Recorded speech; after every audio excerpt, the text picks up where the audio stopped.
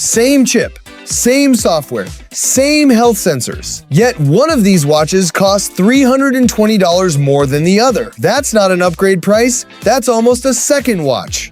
Let me show you exactly what that $320 actually buys you, and whether you need any of it.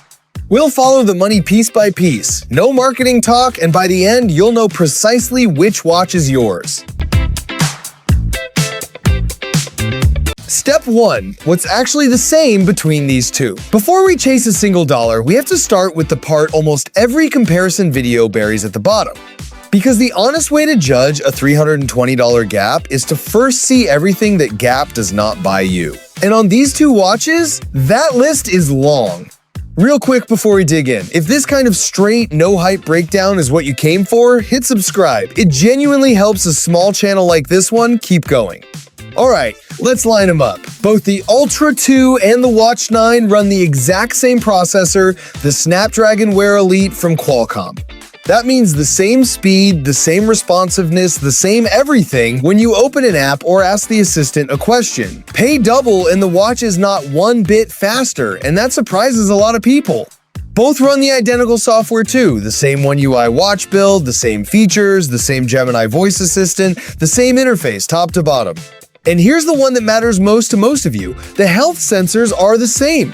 Both carry the same core sensor package, the same heart health score, the same sleep apnea tracking, the same fitness index.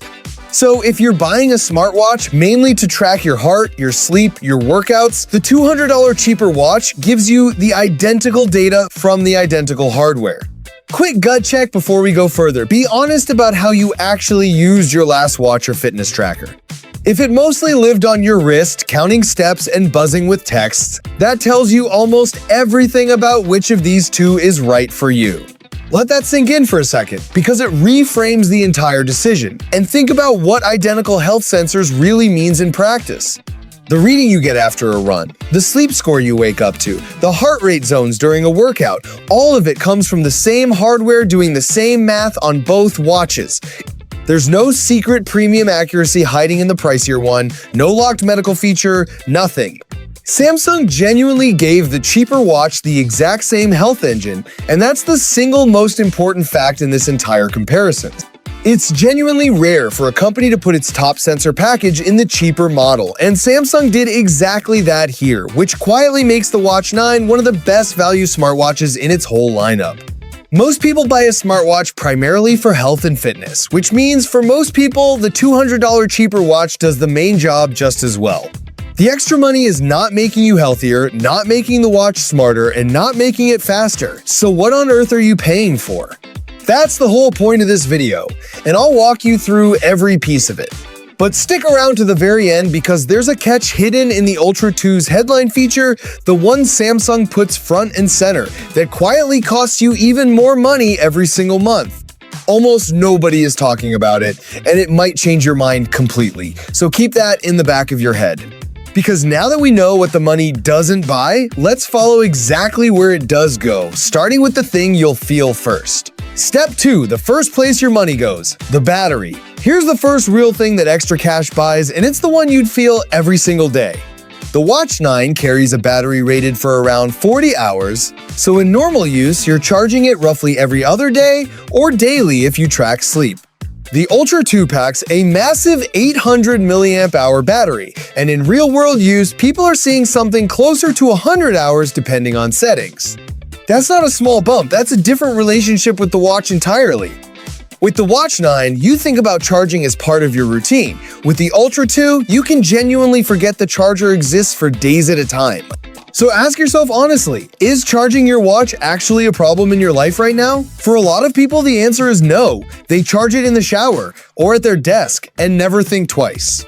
For those people, this expensive battery is solving a problem they don't have. But for another group, it's the whole reason to buy. If you hike overnight, camp, travel without reliably having a charger, or just hate the daily top-up ritual with a passion, that battery is worth real money to you. Think of it like the fuel tank on a car.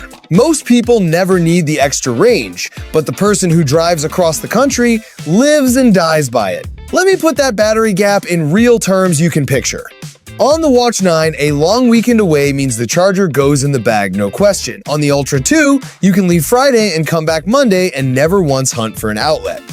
That's genuine freedom for the right person and total overkill for the wrong one.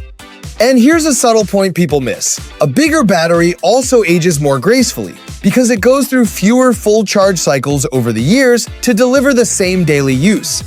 So 2 or 3 years down the line, the Ultra 2's battery is likely holding up better simply because it's been stressed less. That's a small long-term bonus baked into the bigger cell, on top of the obvious day-to-day endurance. So the real question isn't whether the bigger battery is nice, of course it is, it's whether your specific week ever pushes a watch to its limit in the first place. There's a smaller bonus riding along here too. The Ultra 2 gives you 64 gigabytes of storage against the Watch 9's 32. That matters if you load a lot of music or podcasts to run phone-free, and it's basically irrelevant if you always have your phone in your pocket. So the battery is genuinely the strongest single reason to spend up, but only if your life actually stresses a watch battery. If it doesn't, we can already cross the biggest chunk of that $320 off as money you don't need to spend. That's the mindset to carry through this whole video. Every single upgrade is only worth the money if your actual life reaches for it, and battery is the clearest example of all. And that brings us to the part you'll notice the moment you step outside, because the next difference is all about what happens in the sun and in the water. Step 3, where the money goes outdoors, build and screen. Now we get to the second place your money goes, and this one is written all over the outside of the watch. The Watch 9 has an aluminum case, light and comfortable at just 34 grams, and it's genuinely lovely for everyday wear. The Ultra 2 is wrapped in titanium, thicker and heavier, built to take a beating that the aluminum watch simply isn't designed for. Here's the honest translation of that. If your toughest daily challenge is the commute to the office, that titanium does absolutely nothing for you. You're carrying extra weight for protection you'll never call on. But if you climb, if you're out on job sites, if you bang your wrist against rocking gear all day, that build is the difference between a watch that survives and one that doesn't. The water resistance follows the same split. The Watch 9 is IP68 rated and good to 5 atmospheres, which covers swimming, showering, rain, everything a normal person throws at it. The Ultra 2 goes further with an IP69 rating and 10 atmospheres, and it's actually rated for recreational diving, which the Watch 9 is not. Then there's the screen, and this is a genuinely big number. The Ultra 2 hits 5,000 nits of peak brightness against the Watch 9's 3,000. Indoors, honestly, you will never tell the difference. Both are gorgeous. But out in harsh midday sun, mid-hike or mid-ride, that extra brightness is the difference between reading your stats at a glance and squinting at a mirror. Let me be blunt about the weight trade-off, because it cuts both ways. That titanium toughness comes with real heft on your wrist, and if you've got a slimmer wrist or you wear the watch to bed for sleep tracking, the lighter Watch 9 is genuinely the more comfortable everyday companion. Rugged is only an advantage if your day is actually rugged, otherwise it's just extra weight you carry for nothing. And on the diving point specifically, notice how narrow that audience really is. We're talking about people who actually go recreational diving, not people who occasionally jump in a pool. For swimming, showering, and getting caught in the rain, the Watch 9's rating is already more than enough, so don't let a dive number you'll never use talk you into spending more. Do you see the pattern forming across these differences? Every single one of them is an outdoor, adventure, or extreme use feature. None of them make the watch better at the things a normal person does indoors, at a desk, or on a casual walk. Picture 2 people on a Saturday, one deep on a mountain trail, one running errands around town, and you instantly know which one that titanium and brightness were built for. So if you're an outdoor athlete or a diver, this is money extremely well spent. The Ultra 2 is built exactly for you. If you're not, we've now accounted for almost the entire price gap in features you'd never use. Same logic on the screen, brightness. Indoors, it's a spec sheet number. Outdoors in blazing sun, it's the difference between useful and useless, and only you know which world you live in. And that leads straight into the twist I promised you, because the Ultra 2's single most advertised feature comes with a string attached that changes the math entirely. Step 4, the catch nobody is talking about. Here's the part I told you to wait for, and it's the one that genuinely surprised me digging into this.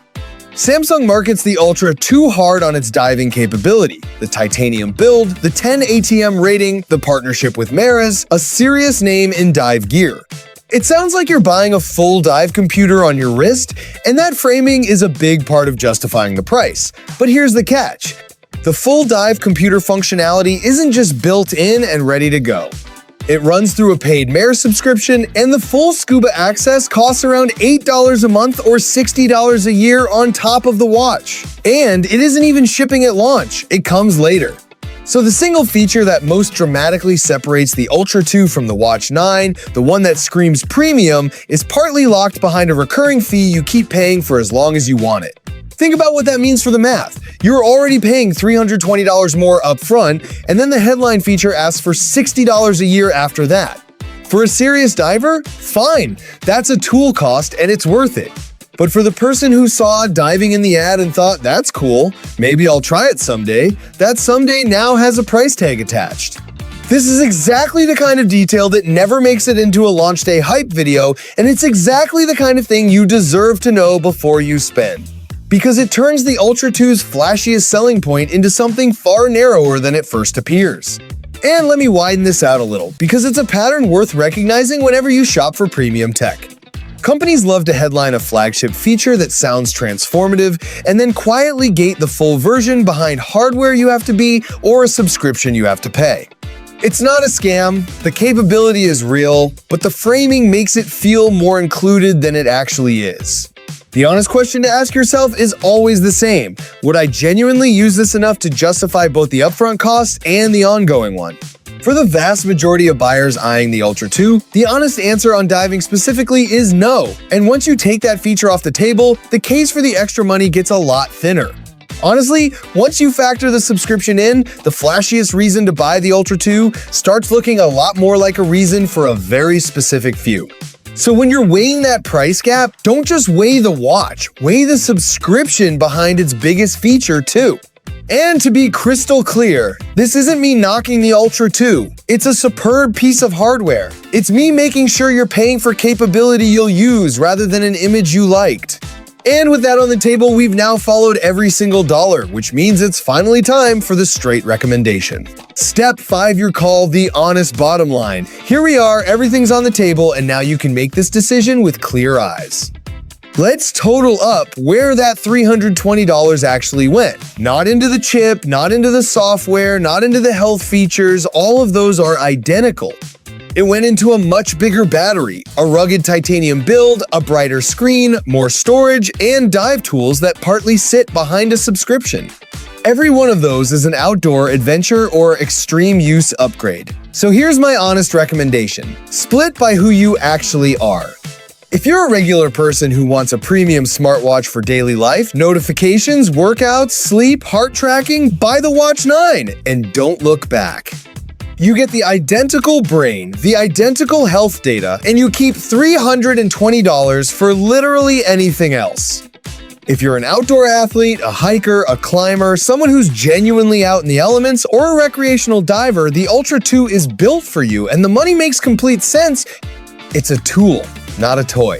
And if you're somewhere in the middle, tempted by the Ultra 2's looks and that adventurous image, but honestly, living an indoor life, be honest with yourself, because that's the exact person who overspends here. The Ultra 2 is a stunning watch, no question, but stunning isn't the same as necessary. Whatever you land on, the fact that you sat through an honest breakdown instead of just grabbing the priciest box already puts you ahead of most buyers, so give yourself some credit. Now a few honest open points, because I'd rather name them than fake them. Real-world battery life on both watches only settles after weeks of actual use, so treat the big numbers as ballpark. The Dive computer's full feature set and its final subscription terms aren't fully live yet, so if diving is your reason to buy, wait for the real thing before you commit. And street prices shift, especially with trade-in deals at launch, so compare right before you buy. I'll circle back when there are solid numbers instead of launch promises, because we don't guess here. Tell me in the comments, are you an everyday wearer or a genuine outdoor type? Because that one answer decides this whole thing, and your take helps others decide too. I read every single one. Let me leave you with the bigger lesson that goes past these two watches. The most expensive model is designed to make you feel like the smart, capable, adventurous version of yourself, and that feeling is worth a lot of marketing dollars. But you don't buy the life, you buy the watch, and the watch should match the life you actually live, not the one in the ad. And one more genuinely honest thought before we wrap, because it's bigger than these two watches. My whole job here only works if you trust me, and that trust means telling you to save money just as readily as telling you to spend it. A channel that hypes every expensive thing as a must-buy is a channel you eventually tune out. I'd much rather be the one you check right before you spend. Precisely because I'll tell you when the cheaper option is the smarter one. That's the entire point of doing these comparisons, the honest way. To sum it up, the Ultra 2 is a phenomenal watch for a specific person, the Watch 9 is the smarter buy for almost everyone else, and knowing which one you are just saved or justified $320. Talking you into the flashy one is easy. Telling you honestly that the cheaper one is probably right is the hard part. But that's exactly what you're here for, and that's exactly why I make these videos. That was the honest breakdown of the Galaxy Watch Ultra 2 versus the Watch 9. Same chip, same software, same health sensors, and a $320 gap that goes entirely into battery, a rugged titanium build, a brighter screen, and dive tools with a subscription attached. For most people, the Watch 9 is the smarter buy. For outdoor athletes and divers, the Ultra 2 earns every dollar, and now you know exactly which one you are. So what's your call, the Ultra 2 or the Watch 9? Drop it in the comments, I read every single one. Links to both are down in the description like always. If this helped you out, leave a like and subscribe to Premium Tech so you don't miss the next one. Thanks for sticking around to the end, and I'll catch you in the next one. Peace.